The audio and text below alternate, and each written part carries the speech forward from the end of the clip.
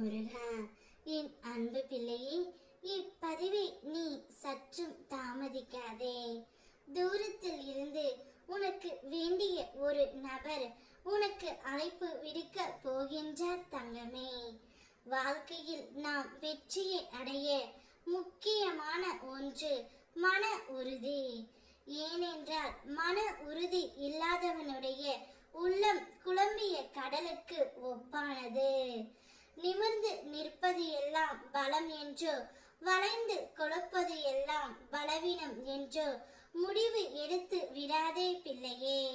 நிமிர்ந்து நிற்கும் வேலை விட வளைந்து கொடுக்கும் வில் அம்புதான் அதிக தூரம் பாயும்.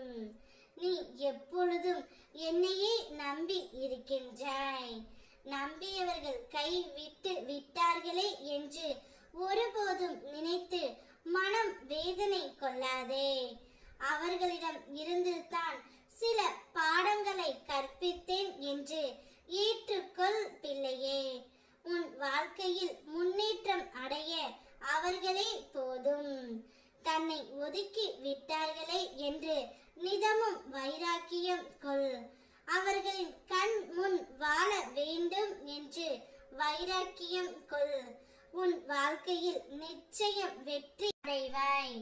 உன் வாழ்வில் உண்மையான செயல்கள்.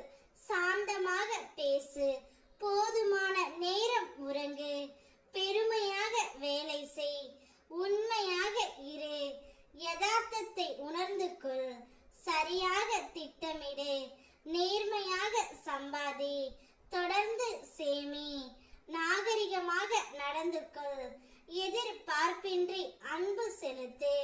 அனைத்துமே ஜெயமாக இருக்கும். நீ ஒரு உறவை அதிகமாக நேசித்து அந்த உறவிடமிருந்து ஒரு அழைப்பாவது வர வேண்டும் என்று எதிர்பார்த்து காத்து கொண்டு இருக்கின்றாய். இப்பொழுது அந்த உறவிடம் இருந்து உனக்கு அழைப்பு வர போகின்றது தங்கமே.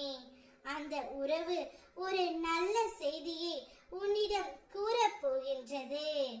இந்த நொடி நீ என்னை பார்க்கிறாய் என்றால் உன் ஒவ்வொரு கனவும் இனி நிறைவேற போகிறது என்பதை உணர்ந்து கொள். உன் லட்சியம் அனைத்தையும் நான் நிறைவேற்றி தருகின்றேன்.